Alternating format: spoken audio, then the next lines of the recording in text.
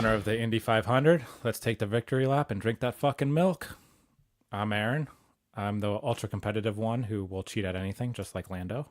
And I'm Josh, who, like Han Solo, tries to be a scoundrel on the outside, but really is a good guy on the inside. So, welcome to episode 10 of Dysfunctional Nerdcast. And as you can tell from our intros, we're going to talk about Solo. A Star Wars story. Yeah, so we're going to give our full spoiler-ridden review. But we just wanted to make some announcements first about some upcoming horror news or items that are coming out. Some cool collectibles are on the way. We talked about Halloween in some of the other episodes, and they're doing Trick or Treat Studios. They make really badass masks. I have a bunch of them, but they announced that they are doing the official new Halloween 2019 mask. Oh, wow. So they're not going to be able to show it till July because of the movie studios. I guess that's probably when they're going to drop the trailer, so it'll be the first time you ever see it. But if you don't know, their masks are 100% authentic. They're screen accurate. They typically get the mold from the movie company to make their own masks. So they're real legit. I have all the other ones that they've done. I have all the like Leatherface ones and Michael ones. They're badass. Yeah, I've been over to this dude's house, and they are fantastic, man. Like, you're in front of the character when you see them. Yeah, so if right? you've seen my Leatherface video on YouTube with the fucking hedge trimmers and shit, that's the Trick or Treat Studios Leatherface mask. So again, they're doing Halloween. Thought that was cool to say. The other big thing coming out is from NECA. They're doing Billy from Silent Night, Deadly Night. So this is going to be a badass figure, man. Like, who would have thought that figure would ever get made from that movie? And what possessed them to even think about this so many years later? Like, They did drop it out last year. They came out, Shout Factory came out with the Blu-ray finally.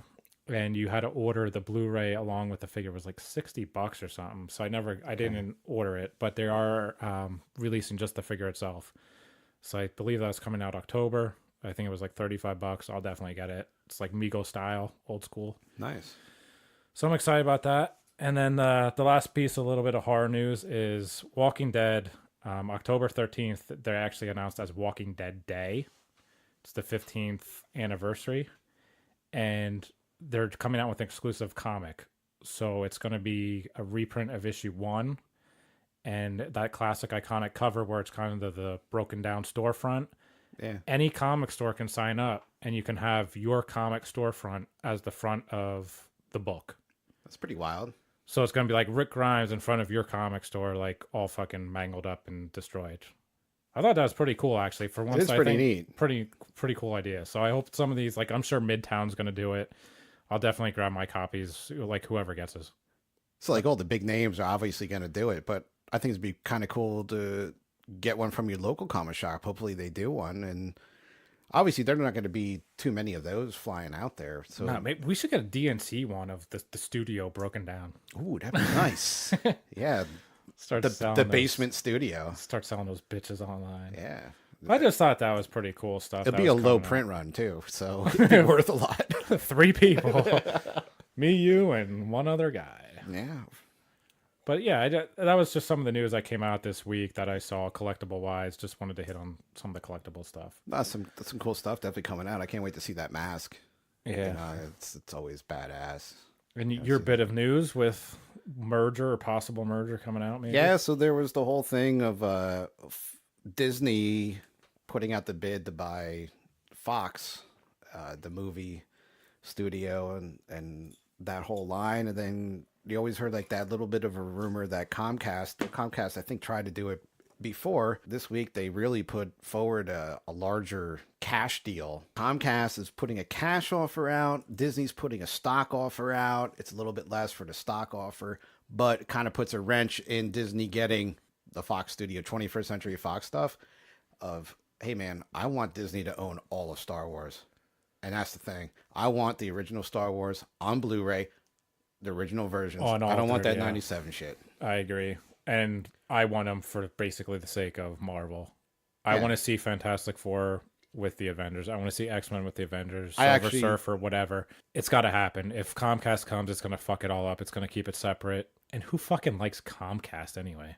Oh, they're one of the worst cable companies in the whole entire country. Everybody hates them. And they'll probably ruin the movies. Well, let's just put it this way. There hasn't been a good Fantastic Four movie to date. So Somehow they'll let's make it hope. even worse, though. Yeah, so let's hope that this does go through so Disney and Marvel Studios can make a real Fantastic Four movie finally. So I don't know. Hopefully this whole thing Comcast loses the bid and Disney goes through and becomes the super conglomerate. So are you saying Michael B. Jordan as Human Torch was not good? Terrible. That whole fucking movie was ridiculous. I know you like it, but it's bad, dude. I wouldn't say I like it. No, you don't even. But we'll go say there. it's better than Last Jedi, all right? No, it's not. It Hands really down. was. Oh my god, dude! I'd That's a rather whole- watch Last Jedi again than watch Fantastic Four. That could be a whole other chess clock debate. It might but- be. So that was the Comcast shit. Hopefully they don't get it because, again, we want Star Wars on DVD and Marvel part of the universe or whatever, the full conglomerate. Fan wise, it makes a lot more sense. So up yours, Comcast. I hope you lose the bid. Yeah, and we care less about monopolies. Bring it on. Great game. Fuck it. Yeah. Bring it on. So let's get into Solo, man. That's why we're here. People, I was ripping it last You podcast. sure did. I was kind of agreeing with the critics. This movie's going to be pure shit. And I don't think I agreed with the critics, did I? No, I was breaking you down a little bit, though. You were kind of Well, yeah, feeling because it out. Yeah, and I wanted to come back maybe a little bit to more of a realistic view of it, but after hearing all this critic bullshit and going through this kind of tumultuous week as a Star Wars fan, like I was right, man, and I'll be happy to say it. I got to swallow my pride like a horse swallows semen. It was a good movie. It was a really good movie. It was good. Very, very good. Very well done.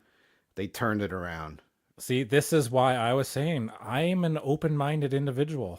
I went into it with low expectations. I came out pleasantly surprised.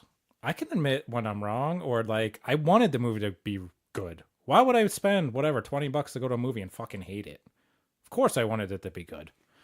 Yeah, and I wanted it to be good, and I thought it was going to be good, and I was right this time. It doesn't happen often that I'm right. This time being the key word. Hey, man, I'm going to gloat all through this fucking podcast on this because I just had a good feeling about this, and I don't know why, and I kind of did die down a little bit because I was trying to listen to you, as a little friendly advice of go into it as a little bit more on the lower end, but I just kept getting more pumped and more pumped as it got closer to Thursday night and that preview night. And it was well worth the money. It was well worth the time.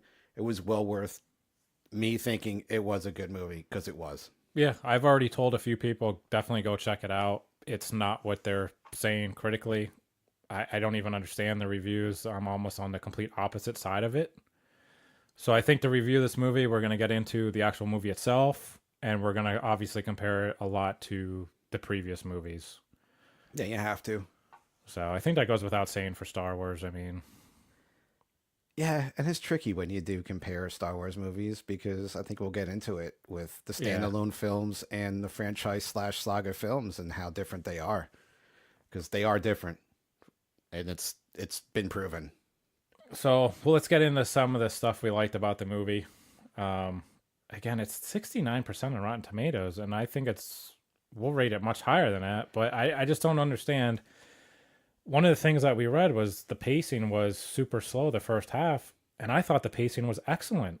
I don't understand that at all. And I think as the weekend, it was going up, 69, 72, 69, and then it dropped 70, down, 71. Right now it's at 71. It's Who in the knows what lower it'll be at. 70s, and it should be honestly a lot higher. It really should. Because like Aaron said, like everybody was complaining about the first hour. And that's what we were reading. The first hour is slow. And the direct quotes were, until this movie takes off. And I thought it took off instantly. It was bang. Basically, it's Han and Kira trying to get away from the Empire instantly. And it's an entire action scene. And I'm watching the movie and I'm like, all right, this is 15 minutes. It has to slow down after this. Because it starts off, it's like fucking shotgun out of the barrel. And I'm like, all right, we're off running. It's got to slow down and we're going to come to a grinding halt. And then it's going to be like an hour of just nothing. That did not happen. It never happened. No. So he escapes the Empire. And then it's like, all right, action. We're going to meet Chewbacca. And there's a whole nother action scene. And it's like, all right, a little bit of story. And then, all right, we're back to action. if we had any more action in this movie, there would be zero story involved with it. I agree. There's nothing you could fucking take out. No, and that's what just blows me away. And this is what I think I was trying to get to some of my points when we did our little debate last week was once one critic says something, another critic follows, another critic follows, another person follows, someone believes it, and it just takes off from there. And I don't understand this at all. There were a good 4 to 5 action sequences back to back for the first 45, 50 minutes of this movie that told the story, laid down the foundation for the movie, and carried it through the rest of the film. That even when it did get to the slow parts, and there were some slow parts, don't get me wrong, but it carried it through. And at that point, you were like, okay, we do need to bring it down a notch. We do need to get back to the plot. Well, that's the thing. I think when it slowed down, it was just to tell the actual story. So it was needed. It was a needed breath and breather. Absolutely. I had no problem with it. I don't count that as slow because while it was slow in terms of action, you were telling the story of what's to come. You were making the dialogue. You were making us interested in these characters. So therefore, it's still interesting. As long as I'm interested, I don't find it dull at all. Oh, no. And I'm right there with you. And I think like even the beginning, like the opening, there wasn't the traditional crawl to the movie. It was just. But I like in Rogue One, they didn't have anything, correct? Correct. I It was like just like how bang and it started. I like how they brought that back because while it's not the yellow scroll going up the screen, they brought back a long time ago in a galaxy far, far away, Yes. and the blue, and then they kind of elaborated on it, and they had like maybe 3 or 4 more sentences of the blue text. Yeah, and I thought that was really good. Wasn't that yellow? I thought it was like a remix. It was like you gave us the Star Wars theme without being a saga film. I thought that was the perfect blend. I agree with you. Because when I saw Rogue One, I'm like, it's a little off to me. Just starting up. But you weren't used to it. You were used to how many movies with the crawl. Right. I just thought this was perfect. I really like the way they did the same but different. And that's what we talked about last time. Yes, the different but same. It explained the opening very well. Sometimes the crawls are like a little vague. This was right there. It told you. It started the movie off. You knew exactly what was happening. There was really no question to me what was going to happen in the next scene. It just filled you in, and I thought it was perfect. So I think the biggest thing that people are going to have problems with this movie, if you were to have one, is Alden Ehrenreich. You said it right. I can never say this dude's fucking name.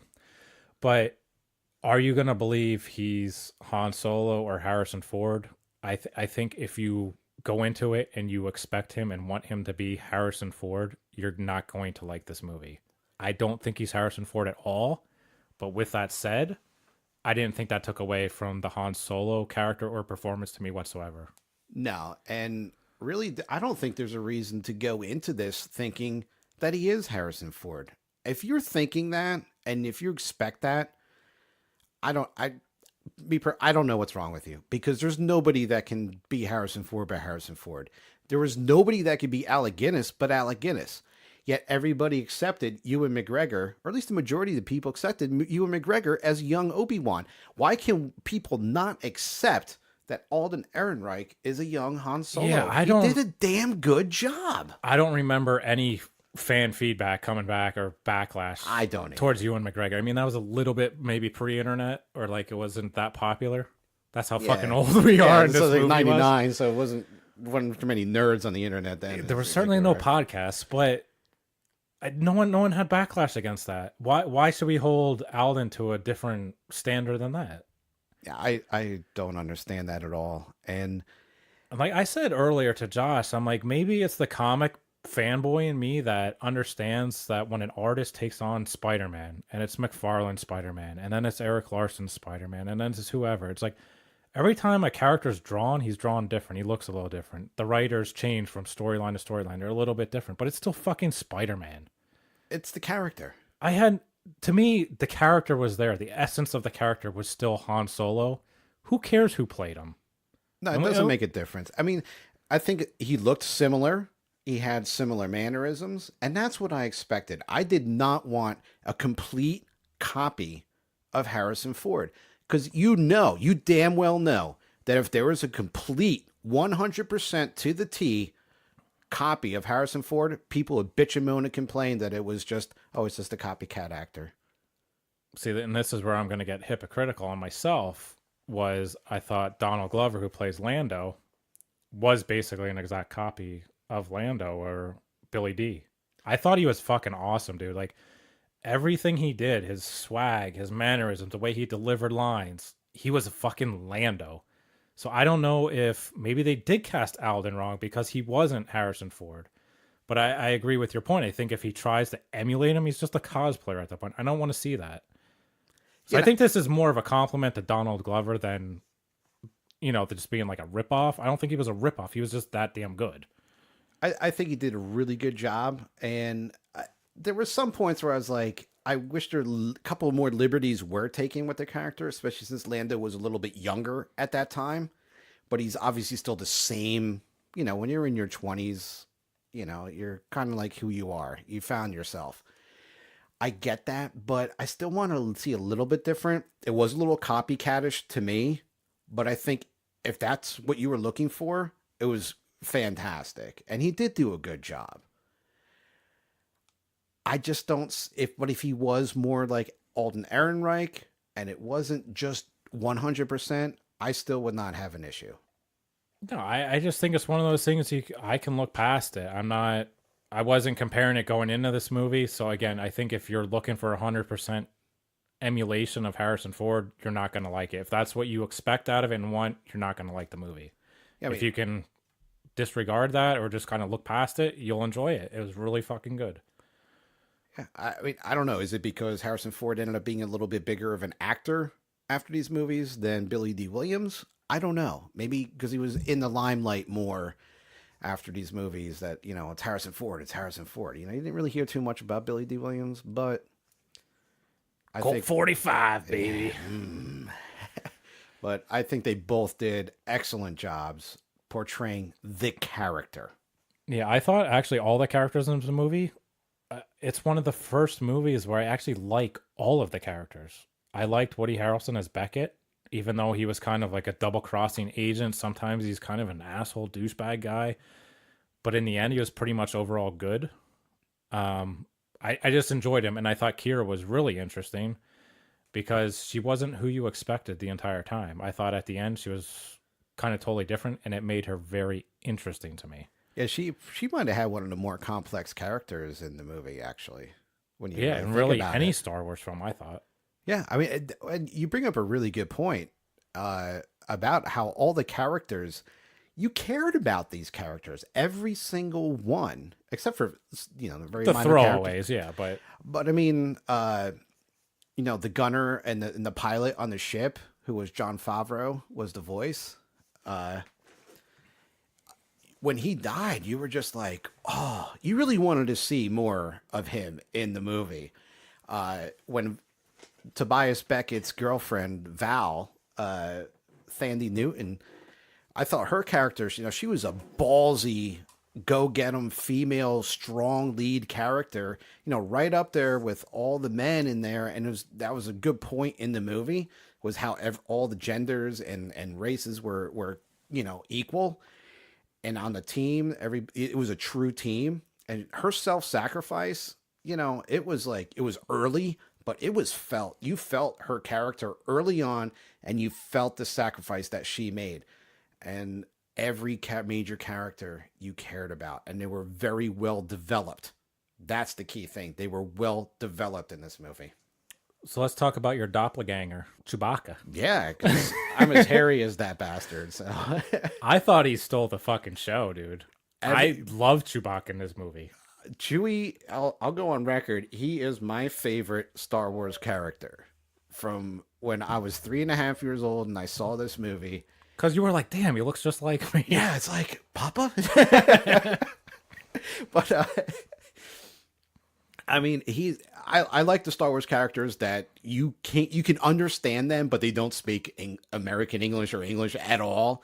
But you anybody them. Hate Chewbacca? I don't. If you I've do, never heard that. If you do, I will punch you. So, but even if you were like ho hum about him, he's the best he's ever been. I thought in this movie. Yeah, this movie really brought out like the character of Chewbacca, and helped explain, as it did the other characters, like mostly Han Solo and Lando, how they became the characters that they became in the later movies.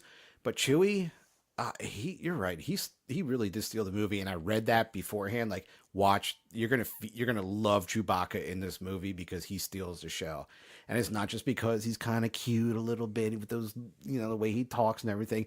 He is funny. He's, serious, and you don't understand a word that he's fucking saying, and he gets all those points across. What I liked about him is they finally showed how badass he was. Like, Oh they yeah, always kind of talk about him like being this, tough guy. In this one, he like literally body slams, like he pile drives somebody. yeah.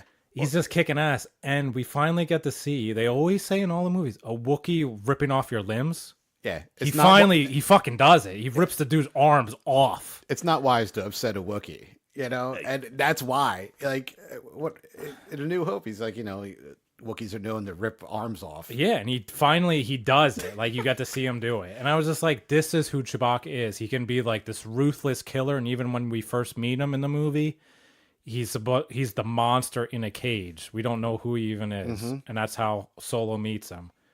And then you find out he's still a lovable guy, but he can be this monster on the other end.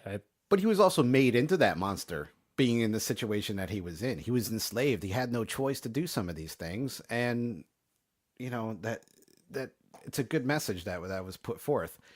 Can I just talk a little bit about the enslavement?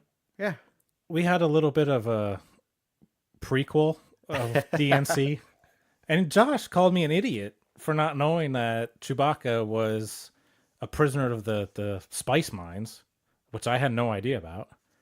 apparently I didn't either. So I just want to go on record that I'm fucking right yet again, baby. That he was not a prisoner of the spice mines in this movie whatsoever. Yes, there were Wookiees that were prisoners of the spice mines, but Chewbacca was not one of them. So booyah, motherfuckers! See, so I'm so much older than this millennial that when I was growing up watching these movies, we didn't have any internet, or no internet, whatever it is, whatever my grammar's wrong there. We didn't have the internet. We didn't have books, really. We had You didn't have books. What are you, a fucking caveman? No, you didn't have dumbass. books. We didn't have the plethora of like Star Wars books that are out there now. There were very few and far between. All we had were rumors and speculation. And I'm so fucking old school in this that all I remember is spice mines, enslavement, and Wookiees. So in my head, I was like, and I know there's got to be fans out there that thought the same fucking thing, because I mean, I'm talking like 1980, 82, 83. You're thinking like, oh, okay, he was enslaved in the spice mines of Kessel, and Han Solo saved him. Hey, if nobody else thought that, and I'm the only one in the fucking world, so what? At least I was original. Other people that I talked to thought the same thing, but I was right. So, that's all I know. Yeah, but As usual, just listen to this guy. That's all. well, I'm glad to say I was right about this movie from the get-go. Touche. I said I'll bring it up over and over. But what was with Chewbacca's girlfriend, though? She looked like Dr. Cornelius. That wasn't her girlfriend. What was that? That was just another. That Like was humanoid 8? I don't even know what it was. that was another. That would. It was be not another, a Wookiee. I don't They know. shave Yeah, its face? Yeah, yeah. I don't understand. Maybe from being working in the mines, you lose your Wookiee hair. I don't know, but it definitely was a little off. But apparently, that was, if I'm correct me if I'm wrong out there. That was Anthony Daniels as a Wookiee. So Anthony Daniels now goes on record as being in every single Star Wars movie, and I believe the only actor that's been in all the movies. Yeah, Mark Hamill came out in I think it was a Variety interview, and he kind of mistakenly said that Anthony Daniels was in every movie. And so for the whole time, I'm kind of looking for 3PO, which I did not see. Yeah. I had no idea he played this weird-ass looking Wookiee, but Josh says he did, so I'll trust you on that. Wow. I didn't see otherwise, so. That's a big move on your part, trusting me. 40 years later, we'll find out it was not him, just like Chewbacca was not in the spice mines. Urban legend. Yeah. So some of the other stuff I really liked was I thought they brought a lot of fan service stuff into the episode, which sometimes can be played off as hokey, but I really enjoyed it in this one. For example, they say Beckett killed Aura Singh, which I thought was awesome. I thought that was fantastic. When I heard that name drop, I was like, oh, like I got a little bit of a chill. I was like, wow. I personally love Aura Singh. I just got an Unleashed figure, If you have no and idea I who she loved it. is, she's one of the main like badass bounty hunters. Yeah. So for him to kill her, to me, it just brought more credibility and badassness to the character.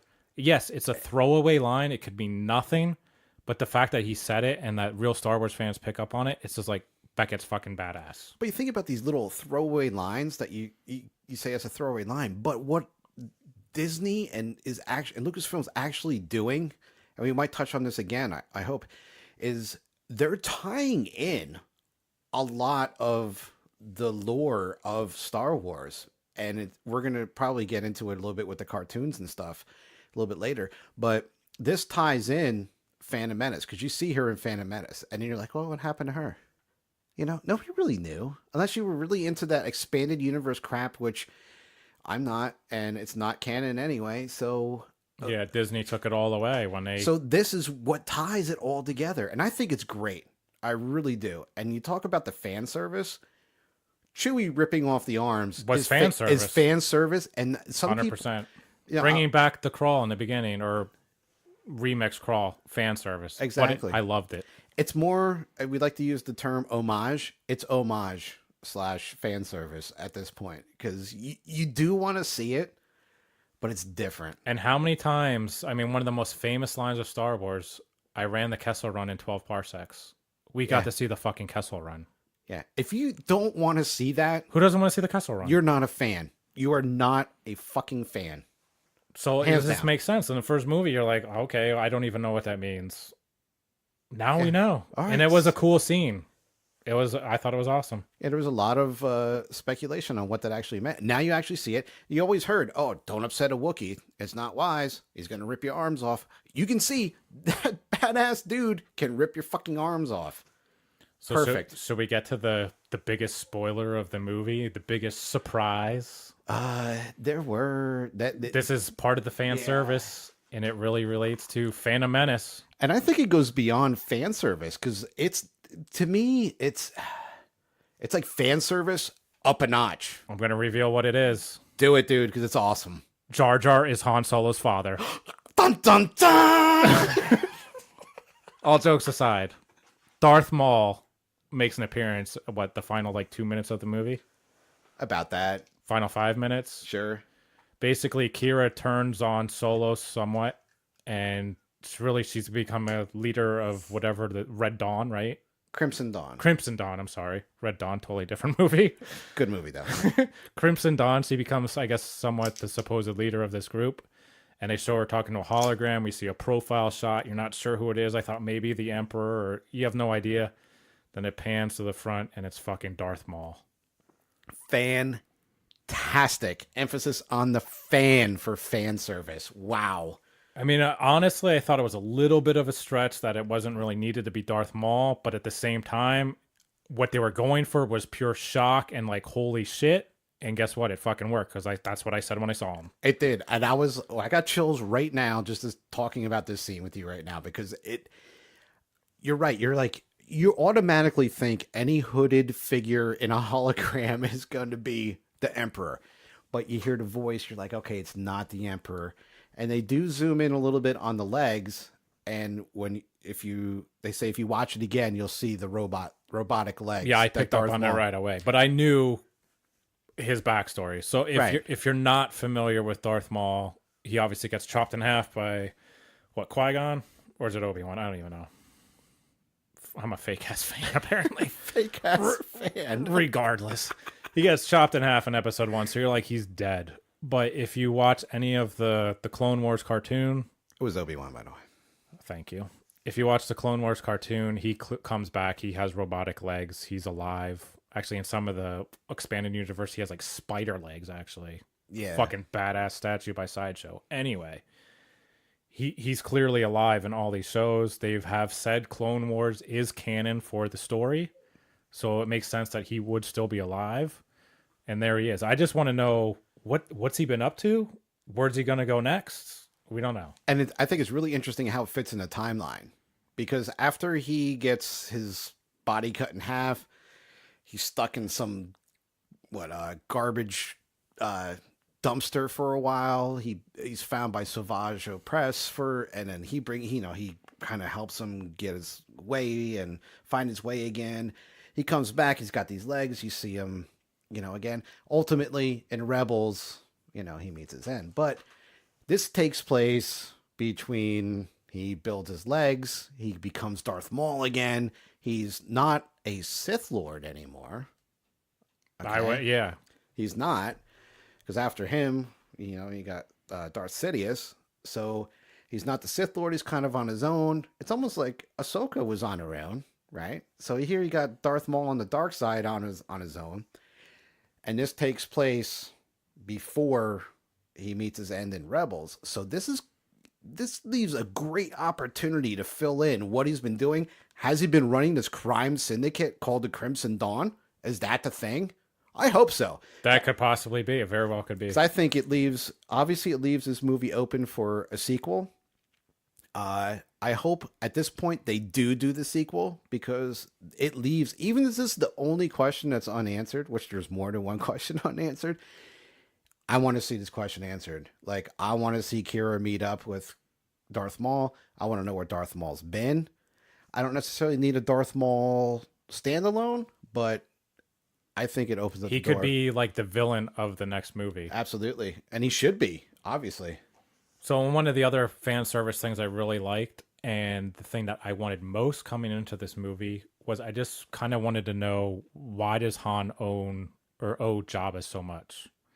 And they don't really explain it in this movie, other than the fact that Beckett says to Solo, I need to go to Tatooine. We got a job there, which is obviously where Jabba's at. And I will say, just the fact that they said it, I was satisfied enough with the other things that took place in the movie that I didn't care that they didn't explain why he owed him. Just the fact that they mentioned it, I was super cool with it. Yeah, because I think that, well, again, that sets it up for another movie. Right. If they could definitely do another one. And I mean, I would like to see at least a sequel. Maybe a trilogy is pushing it. I'll admit that. But, there's two storylines right there. The whole Kira Darth Maul. And obviously, we got to find out why Han Solo dumped his cargo. I mean, we kind of know why. The Empire was following him. He was making this run for Jabba. But it's the same thing. He basically is taking Beckett's job that Beckett lined up, right? He mentions this. He's like, he's thinking, I got to make some money. I'll go do this job on Tatooine. Sets it all up. Perfect setup. And it was just enough of a tease for us to want a little bit more. Yeah, and there was so much other stuff that was happening in this movie. I didn't feel like, man, you really should have included that. Nah. With Jabba. I just thought there was enough other story that I was like, all right, just the fact you alluded to it, good enough for me.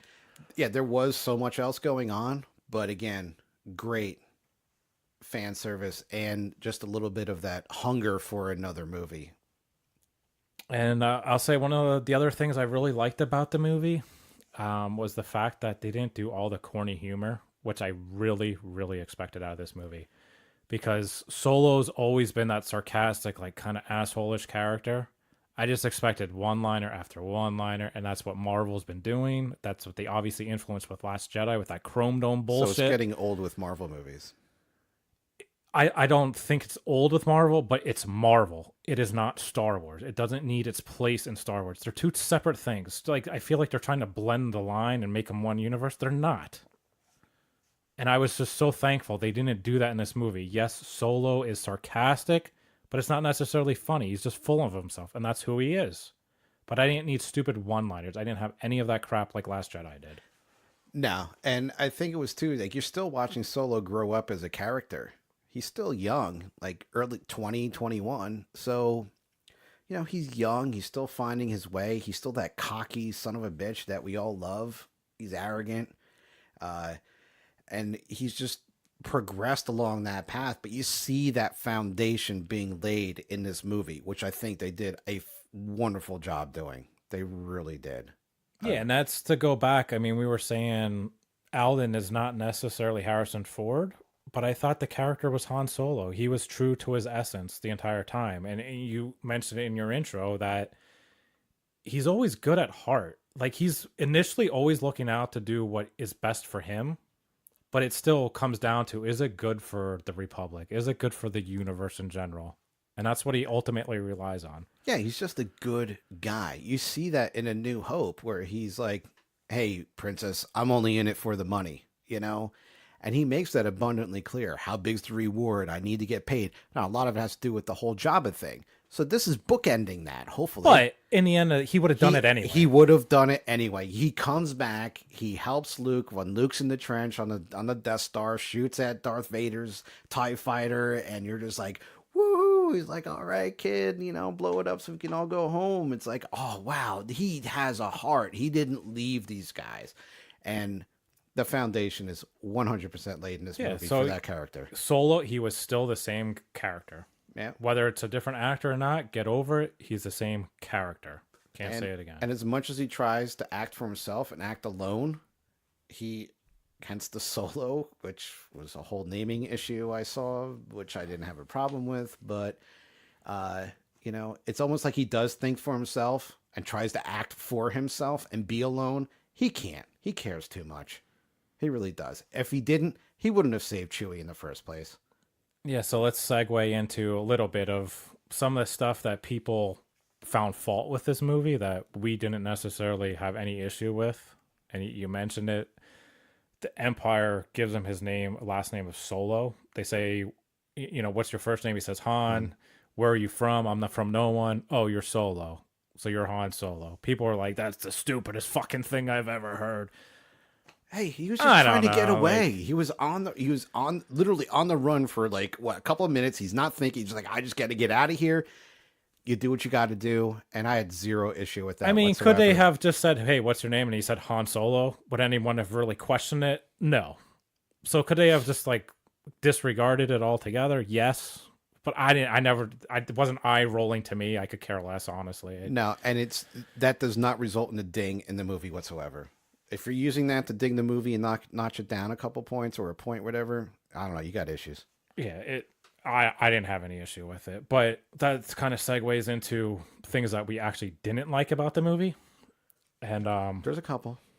Yeah, this movie is not 100% perfect. Like I said, it's really good.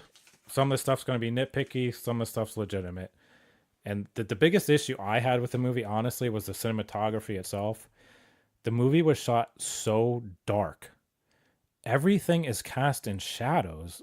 You can't see their faces right. It was bizarre. And the only other movie that I know that was shot like this was Alien vs. Predator Requiem.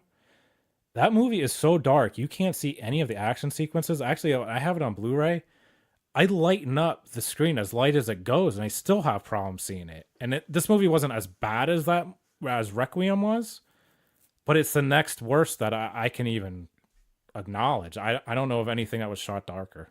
Yeah, it was a little annoying. I kind of adjusted myself to it, but I did wish it was a little bit brighter. And because it was throughout the movie, what director chose that? And was it the idiots that tried to direct it before? And Ron Howard was just like, well, I got to go with this, so I have to continue it. Rather than make even in recap when they were redoing the stuff and doing all the final touches, you could have lightened that whole film up. You could have just I don't know. It's a mystery because I don't know why you would. And at first, the movie starts off. They're on this planet where it's kind of shrouded in darkness, and he escapes this guy that looks like he's from Alice in Wonderland. He's like the caterpillar smoking a bomb. He's on Corellia. All right, I didn't like that creature either, but. They're in darkness, and his trick to get out, he throws a rock through the window, and the light shines on the guy's face, and it starts to burn him. It was a woman, I think. All right. Proxima something. Regardless. I'm nitpicking. The light starts to burn him. I'm like, all right, this makes sense. I understand why this movie's shot dark. They wanted it because the sunlight hurts these characters. Now that it's on his face, all right, we're going to get on to the rest of the movie. It's going to be light. And then it still never gets light. And I was like, what the fuck? What, did you use the same camera or what? Like, you forgot to switch the filter on it? Well, it just never got lighter. We talked about how the only times it was light was when they were in the snow or in the sand. Even then, though, they had a huge shadow on their face. Usually when you watch a movie, their whole face is just bright. It's lit up. You can see their whole face. It was just like, why are you shooting everything? It was almost like that episode of Seinfeld where the lady's in the shadows and she's disgusting and hideous, and then she comes in the light and she's good looking. was like, why did you shoot this in such disgusting light the entire time? Unless I just kind of popped in my head now, is it supposed to be a different time for the galaxy? Like that's just the imagery. That's I what you're think supposed to that's feel. I don't know. I think that's a stretch of your fanboy. I'm stretching, but I'm trying to think of something, But it was annoying. It was annoying. I'm not saying I liked it at all because I didn't. Yeah, so in my review, I'm dropping at a full point based on that. I found it continuously just annoying. I had a hard time seeing some of the action scenes. I had a hard time seeing their face of what the reactions were.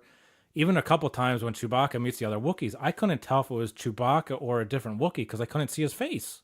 I could tell the difference. How could you not tell the fucking difference? I couldn't, even if that one had the shaved face, I still couldn't tell. You could. You just said it had a shaved face, so therefore you could tell. So well, no, but I'm at the end you can see because it's a little bit lighter, but during the action and it's going nonstop, I really couldn't tell which was which. Honestly, I could tell. So that was my biggest fault. Second biggest thing, he already knows what's coming. This character is worse than Jar Jar. Jar Jar's in the studio right now and looking down on us and agreeing. And he says, Misa thinks L3 sucks. And L3 does suck. Misa, Lord, what were they thinking? Dude, L3. Terrible, dude. Oh, my Lord. I don't get that character at all. So this was Lando's robot. That's basically the K2SO of Rogue One or 3PO in all the other movies. And, that's a whole other thing that I wanted to get on was just get away from the robot character altogether. Like, it doesn't have to be in every single movie the same type of character. I don't mind that so much. But even still, like... But this was over the top. If you're going to do it, don't do it the way they did this character. It's very... I don't have anything against women's power. I'm not a freaking bigot or a sexist or whatever. But she was so over the top with all the women's rights bullshit and the voice, and it was just it was so annoying. And people were saying like, you gotta watch out for L3, like she's such a great, powerful character, and blah blah. What was the line you said earlier? Where it's, rebellion? Yeah, rebellion, and I'm like, I'm so glad we took this job. Like, well, that didn't even. When in the trailer, when she says, I'm so glad we took this job, is actually when she yells rebellion in the movie. And that's when they're leaving the spice mines at Kessel, and she's freeing all the robots, droids. Oh my God, fucking smack in the face for that. She's freeing all the droids because it's like a droid rebellion in a way, free the droids. Yeah, free she's the like, droids, we're liberated. This is my it's, calling. This is what I've always been meant to do. Like, no, this doesn't belong in this at all. Like, it was just so far out there in left field to have this character in this movie. I didn't get it. And then, like, the sexual thing of, like, she's self-aware that Lando is in love with her. And it was almost like playing out like a woman's role shouldn't be to be loved. It should just be, she is who she is on her own. And I don't need the love. Like, that should be off to the side. And the fact that Lando even loved a droid was bizarre in and of itself. I mean, it's a galaxy far, far away. People love in different ways. Whatever. I don't give a shit about that. But the fact that this droid was so self-aware, I think she was more self-aware than any other droid out there. See, that this droid convinced me that Lobot was Lando's sex toy in Empire. I'm convinced of it. There's no doubt in my mind. I got nothing on that. I'm just going to keep laughing. But yeah, L3, worst fucking character ever. I don't care who played her. I don't either because I agree with you. Go 13 Reasons Why yourself on that one. Terrible character.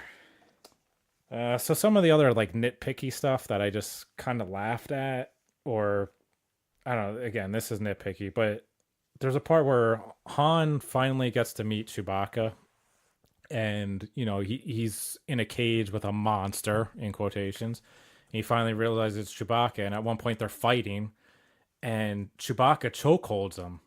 And there's like this gasp or like gurgle that he's getting choked. And it happens to be Wookiee. And at first I was like, this is awesome. Like, he just happened to get choked and make that gurgling Wookiee noise. And Chewbacca responded to it. But then we find out like 2 seconds later that Han actually knows how to speak Wookiee. I just thought that was kind of stupid. Well, of course he does. Why would he? I don't know. There's no reason. Was he ever on Kashyyyk? No. Kashyyyk. Whatever. He was never there. Like, it was a little bit of a stretch. I'm like, it would have actually played better that they were more compatible just because they still understood each other, even though they didn't know each other's dialogue. It would have actually played better to me. Yeah, and they try to kind of play it off as a little bit funny, and he's like, well, I speak a little, and not the perfect, I don't have the perfect Wookiee language, but it was a little off, but it still kind of played out okay, but it wasn't great. Yeah, so that was one nitpicky thing. The other thing I found funny was during the Kessel Run. This was a straight Fast and Furious ripoff. What? And you're like, yeah, how the fuck does Star Wars relate to Fast and Furious, right? Yeah, explain that one. What's the stuff they steal? What's it called? The fuel, I forget. I don't remember either. Fuel You're supposed to bail me out on this, damn it. I don't know. I forget. I've never heard it Whatever. before. They steal this fuel and they inject it into the boosters. It's basically NOS, right? Oh, so it's nitrous into the... Dude, the scenes, they show it filter through like the engine and then it sparks and it busts out the back of the Millennium Falcon just like Dom's driving down doing the quarter mile. I was like, this is 100% the same scene. They're showing the engine combust and I was like, come on, man. All right, so I know you're a huge fan of the Fast and Furious franchise. Oh, yes, those are guilty pleasures. You made me watch them all. And you liked them. I did. I'm not saying that I didn't. They were fun movies. They're not good. They're fun. They're guilty pleasures. Yes, they are guilty pleasure movies. We're pointing at each other right now. Like, you poke your eye out with like my them, you finger. fucker. But do you really think they sat down and said, let's rip off the fucking Fast and Furious? No. No, they didn't, but it was a definite ripoff. The second I saw it, I was like, this is fucking That's probably Fast and happened Furious. in how many other fucking movies? I've never seen it before. This is beyond fucking nitpicking. I've never seen it off. before. Oh my God. I was just like, man, you got the one thing that was wrong with the Kessel Run was the Fast and Furious. The Fast and Furious Kessel Run. I was like, is Brian going to be like in the cockpit next? I don't know. So would there be a character like CGI'd at the end? I was like, is the Millennium, maybe the blue lights on the Millennium Falcon are like the fucking, I don't know. I hear you. I just don't like That's it. a nitpick. The other like major, I don't want to say major, but thing that I was actually legitimate with the movie was there was a lot of cross stabbing towards one another. And I thought it got a little bit repetitive because they backstab and it's like, all right, Beckett's going to go against Han, and then Han's going to go against Beckett, and then Beckett's going to go against the Crimson Dawn, and then, Kira's going to go against him, but then she goes back to Han's side, and then at the end, she's not on Han's side. It's just like, all right, you've double-crossed each other 12 times already. I don't know what to believe. Like, yeah, but it starts to lose its point. What heist / Mission Impossible type movie doesn't do that? They all fucking do that. So you're saying this movie's not original then? It just copycatted every other heist movie? No, but just like any horror movie fits a formula, it's kind of fitting a little bit of a formula. It was still just too repetitive, man. You could have did it once or twice. You didn't need to do it 6 different times. But it kept you guessing, did it not? You had no fucking At that point, it didn't, because I'm like, well, he's just going to switch to the other side. Like, I already said, there's too much time left to not switch. But did you know at the end that Kira was the one that ultimately fucked everybody? No. Not really, no. I mean, so therefore, it fucking worked. She still could have just did that at the end just once, and it would have been fine. I didn't need it 20 different times, and I think when people do have a problem with the pacing, maybe that's what they're referring to. Because I could have thought maybe you take I don't know how that fits in with 20-some minutes out of this movie by not just doing these double crosses back and forth. That maybe that would have made it a little bit quicker. I don't know. Maybe that's what people had a problem with. I don't know. I don't think people had a problem with it because they wanted to have a problem with it. It's part of my opinion about it. People wanted to find fault in it because they found fault in some of the Saga franchise movies. And that's where some of the issues are coming into play. And we kind of talked about that too before we got on to this podcast, was how these standalone movies are really fucking good. They're good movies. And the Saga franchise movies, they're kind of shit. They're going downhill. They're shit. We'll save that for a little bit, though. Yeah. I got a little bit more things to nitpick on. Nitpick away. Enfys Nest. Pretty cool character. Overall, I don't have a problem with the character whatsoever. I like the character. But they did this reveal in the movie to me that she takes her mask off and it's like revealed in a way that you're supposed to know who she is or have this dramatic effect, like, oh shit, that's that person. She takes her mask off, and you're like, okay, I have no idea who that is. That's what makes it a great Some reveal. freckly ass, ugly looking chick. I'm like, I don't know who that is. I I could care didn't think less. she was ugly. She was disgusting. You were terrible. You were a terrible, terrible human being. Yes, I am. Here is a teenager, a teenage girl that probably knows more and feels more about humanity She was than a you teenager. do. She looked like she was like 45.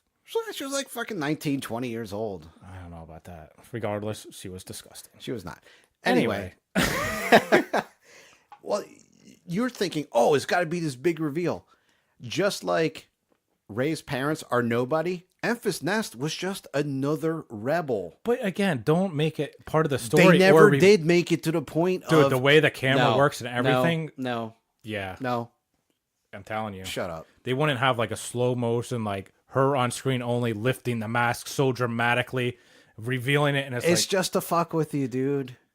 Stupid. It was basically like, it was like Anakin, like being under the Darth Vader helmet, just taking the mask off. And it's like, we expect Anakin. Like, I was expecting like somebody I knew. Hello. And it was just nobody. That's what makes it a good character, is you're already thinking, and yes, you are misled, and it was a good misconception. That's where misconception in a movie is done well, because it wasn't somebody you knew. It wasn't the offspring of somebody. It wasn't some character you heard from in reference on Tatooine walking around or something. It wasn't anybody like that. It was just another person who was at the start of the rebellion. I thought it should have been Boss Noss. Not really. You were stuck on the Gundams. I am. I love them. But what I did like about the character was that we find out she's part of the Republic, which was cool because the whole time they call them marauders, and they're just like, you think they're the bad people. And even the trailers, they allude that she's the bad person or the villain of this movie. And yes, she's ultimately trying to screw Solo over and steal their stuff, but that's because she thinks Solo's part of the Empire. And then we realize, damn, they're on the same side. So overall, I actually did like the character. I just wish the reveal would have been something worthy. And that's where you realize again where Han Solo, as much of a scoundrel and bad guy that he tries to be, is a good guy. Because he ends up helping Memphis Nest and the rebellion because he knows it's the right thing to do. Just like in A New Hope, he realizes it's not all about the money. Yeah, I'm going to get the money, but I got to do the right thing. I think that was a very good, that's where I alluded about earlier, the building block of his character, and that's where it really came from. He knows what to do right, and he knows when to shoot first. Yeah, and that was the other thing that people had problems with. You said, I didn't read this, but I had no problem that he shot Beckett first. I thought it was a perfect homage to the whole classic debate, who shot first, Greedo or Solo? Well, you know who shot first. Exactly, Han. He always shoots first. That's the only way I'll ever see it. And he guess learns. what? He learns. And this is how you find out he learns. Beckett says in the movie at one point, never trust anyone. And basically it's him and Solo. They're going to have a showdown, and Solo shoots first. And it's perfect. He learned right then and there, never trust anyone. He shoots him, and Beckett says right to him, yes, I would have shot you, so good job. Okay, you did the right thing. So therefore, when he shoots Greedo, it's like, fuck yay, of course he shot first. But how would people have problems with this? I don't get it. And I think that's another part of the reason why this movie didn't get the reviews that it deserved, was because of stupid criticism like this. It's stupid. It's ignorant. It's nitpicky. It's childish. And it just goes to show that people are looking for a reason to dislike something for the sake of disliking. So are the people that hated that scene, are they like the people that only saw it on Blu-ray and have no fucking clue who really shot first? I hope so. That's the only way I can explain it. And if so, you're just an idiot. Go watch the real movies. Yeah, because I think it was great because it helped explain his fucking character to the T. And why don't you want to see that? Just like you want to see the arms ripped off, you want to see this, that, the other thing. You're learning. That's the whole point of this movie. Yeah, we know who Han Solo is. There's not a whole lot of mystery about him, but the thing I liked about this movie is when you thought there was nothing you could learn about Han Solo, oh, fuck yeah, there are things you can learn. There are. And this movie proves it. to the I tape. disagree slightly, but I'll save that for my review part. But what did you think about Han being part of the Empire in this? I think some people are going to have fault with that. Nah, I thought it was a little weird myself. I didn't care because again, he was just trying to take whatever route he could to be the best pilot. That's all he wanted to be, was the best pilot, right? I want to be the best pilot. I just think universe. if he always had that in his mind, and he knew he's always looking out for himself. He already, unfortunately, had to ditch Kira, and he's like, I got to do something. I'll join the Empire. And it's not what he fucking thought, right? He hated it. He did not like it. He hated it. And he did what he had to do. And that's another building point of his character, is he does what he has to do to put himself ahead. But ultimately, still, in the back of his head, he knows what he has to do right. The only problem I had with it being in there was in A New Hope or any of the other movies, he never alludes that he was part of the Empire. Like, don't you think if he was part of it, he would know a little bit more about it? He would know a little bit more of their ways. He never refers back to it. It just seems like if you were, he'd be like, do you know what? When I was part of the Empire, we did this and this and this, and this is how they're tactically going to do stuff. It was just, they never do that. So to me, it was like a waste to include him as that in this movie. I know this movie's, after all that happened, but if that did happen, people will complain that they're sick and tired of hearing him say, because who likes when, you're at a job and someone goes, oh, back when I was working for company A, this is the way we did it. Nobody fucking likes that. So I love it. No, you don't. So when you hear back on my other podcast, we never discussed this. What, your podcast talking to yourself? Yes. It was just called Functional Podcast. Fuck you. So, I mean, that's the whole, people would have bitched about that. So, I don't fucking bitch care. about anything. That's the whole fucking thing, it too. was just that's weak, though. That's super nitpicky. So, I think the big debate or topic we can get into is, and you alluded to it a little earlier, is why do the saga movies suck so much, and you can admit it, but these movies be so good, the standalones? What the fuck is Star Wars doing? I wish I knew, because personally, I think for true fans, and maybe I'll consider you a true fan for a little bit. I don't know, just because you like these movies, it's different. The standalone films are very different. They don't have the crawls. They seem to tie in even better than the saga movies. But that's the thing. Like, for some reason, it's like they just you want to talk about lip service. Force Awakens and Last Jedi are 100% lip service to, this is what we want to see. And Force Awakens, I enjoy it. I think it's fun for me to watch. It might not be the best movie out there. It sucks. It's a remake of of A New Hope. That's what I think. No, fuck you. It's a fun movie for me to enjoy. I enjoy it. I've watched it a couple times. I like it. Last Jedi, I have not watched twice all the way through. For good reason.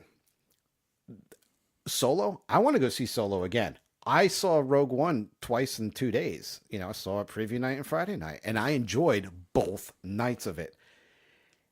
There's something, I don't know. It's because it's different. They're doing too much lip service, I think, to the fans on the saga movies. I think the saga movies try too hard, and they try almost too much to tie it together that they end up just ripping themselves off. And I think with these standalone movies, they give the directors a little bit more rope. They have a little bit more leeway and fun with it. And they say, well, if this movie bombs, it's not the end of the world. So we take more liberties. And therefore, it ends up a more refreshing and fun movie. Well, really, how many times is the Skywalker name mentioned in Rogue One and Solo? How many times?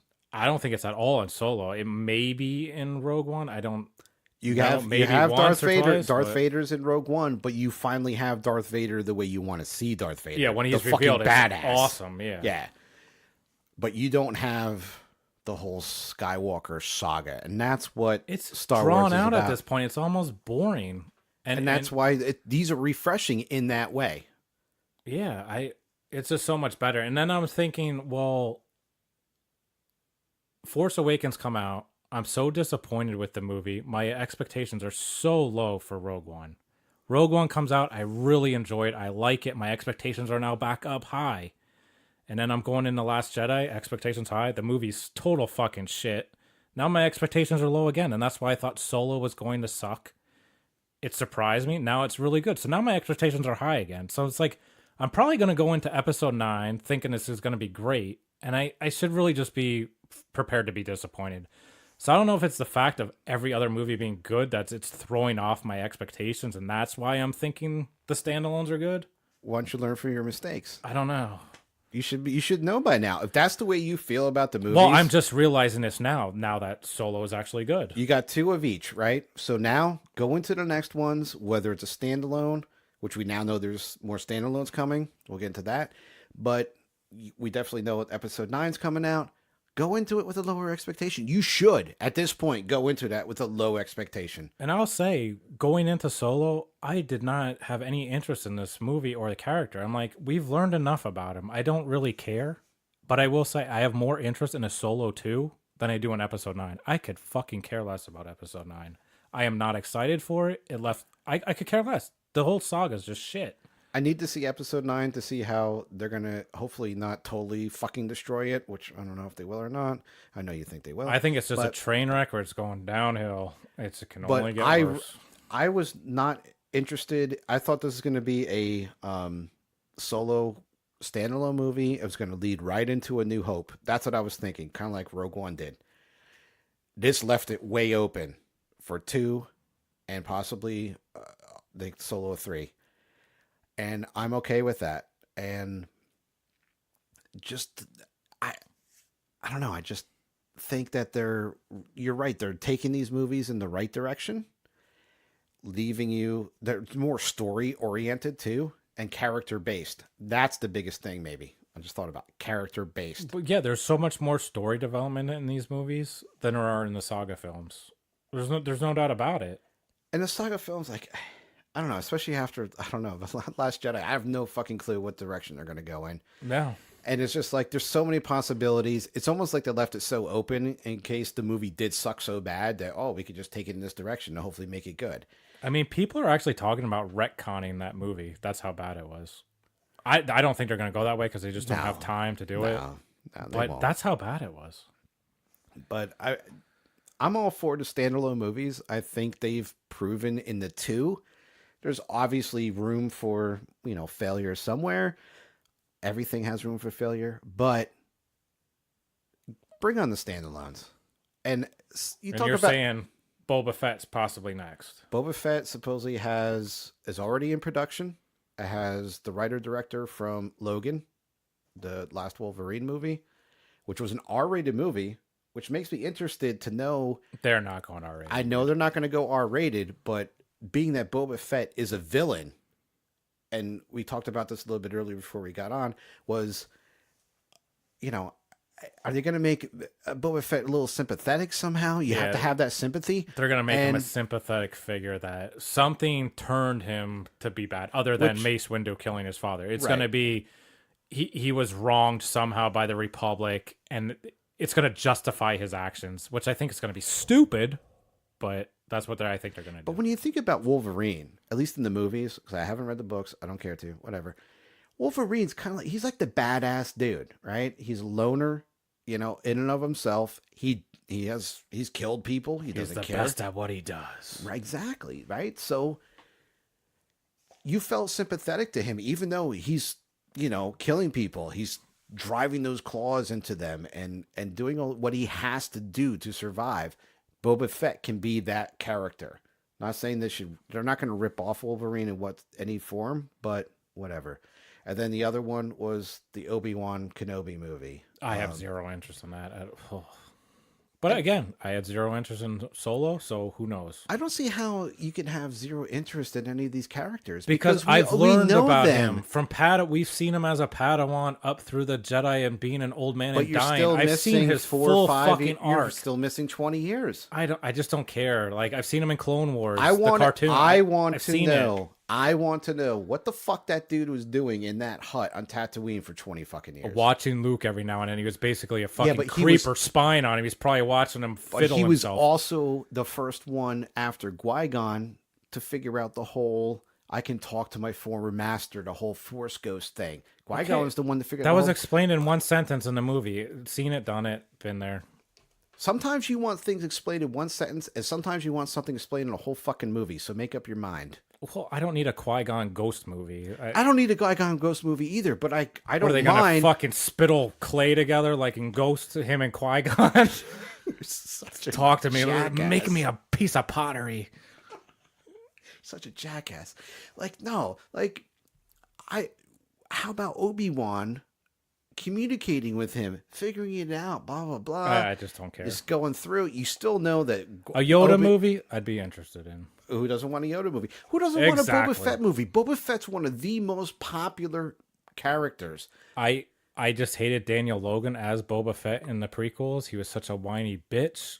I don't care about the character. He almost made How's me he go from whiny bitch to the badass bounty hunter? He's the baddest I don't care. bounty Like hunter. he was so ruined to me in those other movies that like his whole character was built on mystique, and then you basically got away from that and you told me who he was, and I no longer care who he is. Isn't Yoda built on mystique? So why have a fucking Yoda movie? No, he ain't built on mystique. You don't know shit about him. He's just cool and badass. He spins around. Fucking. He's Yeah, but you don't know shit most about him. powerful The dude's Jedi fucking ever. 900 years old. Who You don't trained know Yoda? shit. Who trained him? Why do you need to know that? Maybe he trained him fuck himself. Maybe need to he's so know. fucking awesome. Boba Fett. I already know who trained him. His dad. He's a clone. I don't care. How did he train him when he was fucking dead? He was only like what 9 or 10 years old. He had to Probably learn something followed- after that. He's a clone. He probably just followed some other guy who looked just like him.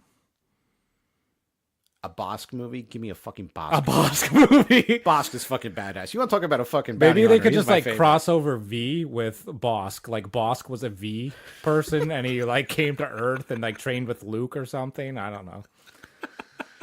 So you're saying this movie's only making like $100 million? 101, man, which is a fucking tragedy. And you It said, really is. read, what would the headline say?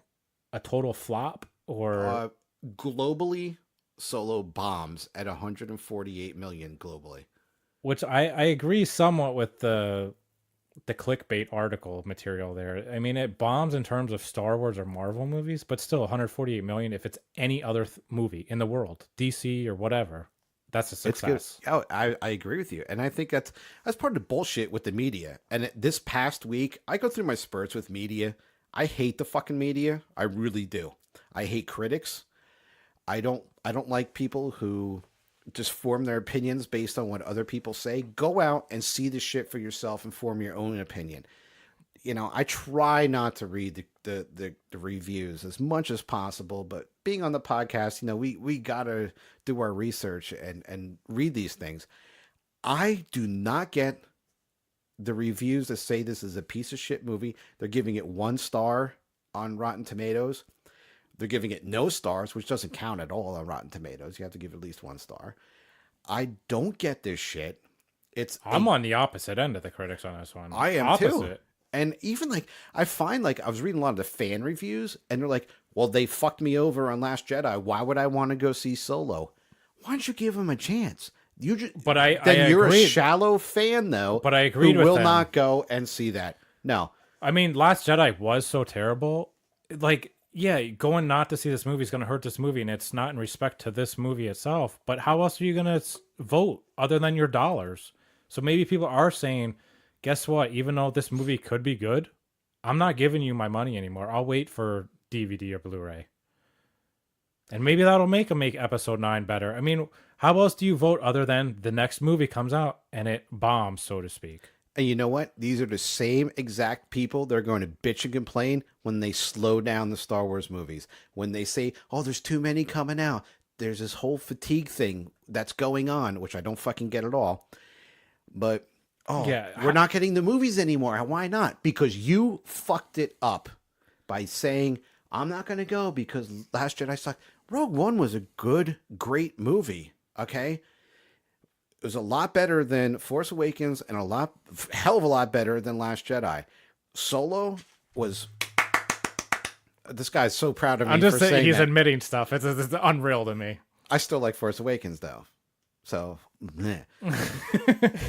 Come on, I'm on a roll here. I'm on my fucking soapbox, man. But don't fuck yourselves by pulling this petty boycotting bullshit. It's stupid, guys.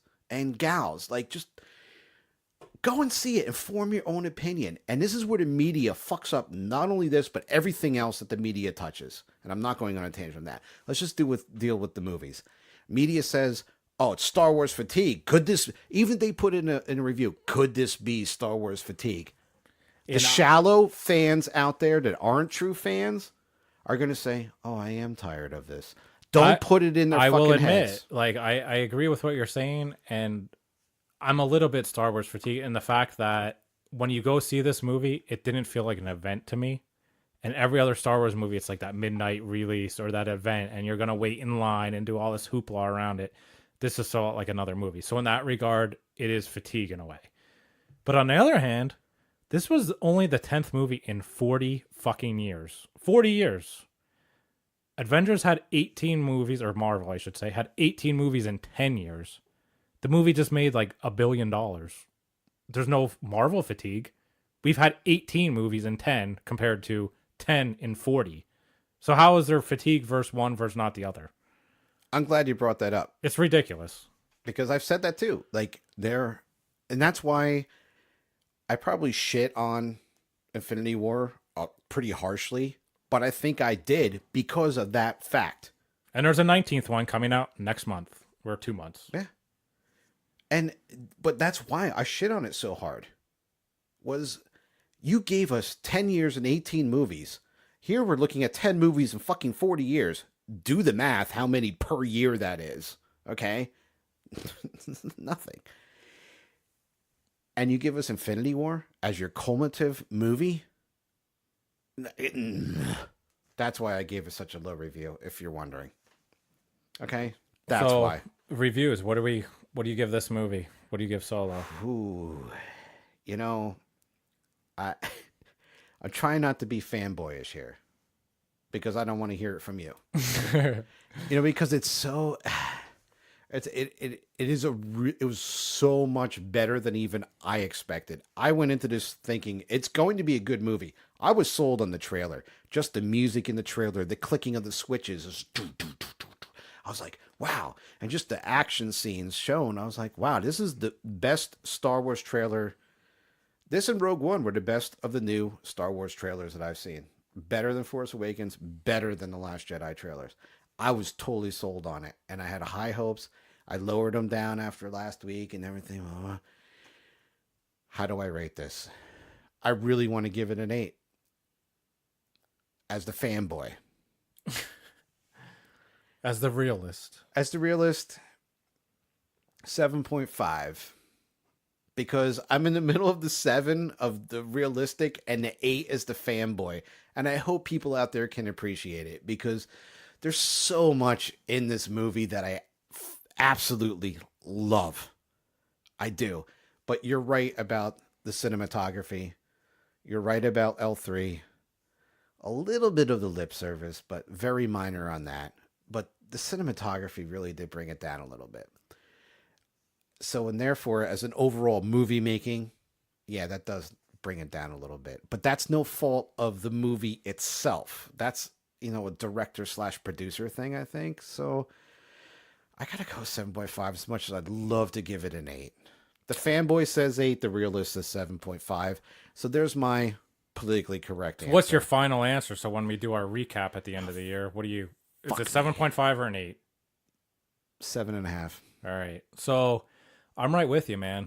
I'm torn between a 7.5 and an 8 myself. Yeah, isn't it hard? That's what you said. Going into this movie, I missed that one. Going into this movie, I fully expected to be like a 5. I was like, it's going to be better than Last Jedi, because what could be worse?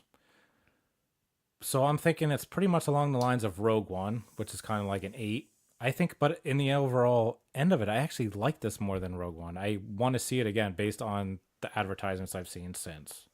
I'm like, fuck, I saw that commercial. I want to watch it again. But then when I'm looking at my ratings, I drop it a point automatically for the darkness factor. It just was too distracting for me. I have to drop it a point. Then I'm going to drop it an additional point for the fact that this movie was not needed. After all this cool stuff does happen in its little lip service here and there, at the end of the day, did I really learn anything new? Not really. And could you watch this movie and not be affected for any of the other movies? Absolutely. Like, you don't need to watch this. You could totally skip it and not have any new reverence to the episodes 4, 5, and 6. So that's another point. And then I'm gonna drop it like half a point basically for L3 and all my other little nitpicky things. So that gives me a 7.5. Which, again, this is still a great movie. I enjoyed the hell out of it. I thought it was fun. It's much better than I anticipated. The action's great. I couldn't tell the difference between the two different directors. It's seamless. I don't really have any major issues with the movie, but a 7.5, I guess. So we agreed. For the first time ever. Wow. We're not as dysfunctional as we thought. No, we are. We are. 7.5. Yeah. But go see it, man. Like, don't let us determine all these other critics, whatever, saying it sucks. I just don't see it. So maybe we're off base. I have no idea. Maybe that's where we're dysfunctional. I don't know. Yeah, and you know what? I was at a local festival this weekend, and I saw a dude and his son had some Star Wars shirts on, and I was like, "Hey, did you see Solo yet?" No, we're gonna go. Hopefully, we're gonna go see it tomorrow. He goes, "Did you see it?" I said, "Yeah." What'd you think? I said, "Do not listen to the critics. That's all I gotta say." And there's a really good twist at the end. All right, I gotta go see it. And then the other person that I talked to, I said, "Go see it. Do not rely on what the critics said." And he goes, "Well, I go see it anyway." So I'm glad that those two people that I got to talk to were going to go see it. If you have any doubt, please just go see it and form your own opinion. And I just ask, of our audience members anyway, irregardless of what we say. Regardless, god damn it. I do it to piss you off. Respect the listeners. I'm just disrespecting you. I don't fucking care if I say regardless or irregardless. It just makes you angry. Whatever. He hates irregardless because it's not a word, even though it is a word. I'm just going based on the listeners.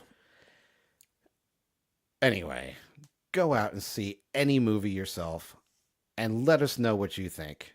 Because tweet us, twat us. Twat us. DNerdcast. At DNerdcast is the Twitter handle. So let us know on that. The email, dysfunctionalnerdcast@gmail.com. And we're always on Facebook. Just search us under Dysfunctional Nerdcast. And I'm slacking on my YouTube video, but I promise I will have it what up. the fuck's up with that, man? I am a slacker. I'm going to put this up this week because I got to show you my movie posters. Had to open the pool. Sorry. Did I get an invite? No, but any DNC listener, you want to come over skinny dipping? Go right ahead, as long as you're hot. Don't you want to see my fucking Chewbacca back? No. Please, God, no. This or my guy fucking is banned. Hobbit, my Hobbit toes? It's not even allowed in my county. Oh, my God. But yeah, so... Clog your filter. It's like yeah. So, I don't know. I guess that wraps up our Solo A Star Wars Story review, Yeah, which pretty much took the whole fucking episode. Yeah, this was long-winded, but I think the next movie review, at least, that we're going to have is Jurassic World, which is the 22nd, I believe. Yeah, June 22nd. But we're going to come back before that with whatever random news we want to hit up. Maybe we'll do a classic debate since there's not really much coming out between then and now. Yeah, figure something to get dysfunctional on. Yeah. That's what we do. So until next time, pull that Psylop out of your sleeve to win the Millennium Falcon in that game of Sabacc.